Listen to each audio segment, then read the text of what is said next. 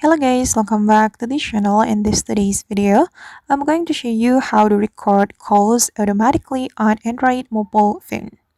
Okay, let's get into it. Here I have opened my Android phone, and first thing first, we have to go to our phone application, and after that we can go to the phone setting. Click on the three dots on the top right and select setting. In the setting, you have to find the record calls option, this one guys.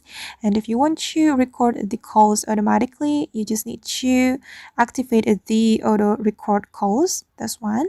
Click on this option and click on this toggle button to activate this feature.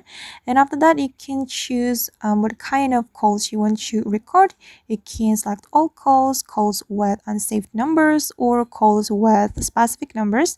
And I'm just going to select all calls. So all calls will be recorded with this phone automatically. Alright guys, and that's how we can record calls automatically on Android mobile phone. I hope this tutorial will be useful for you. Thank you so much for watching and see you in the next video.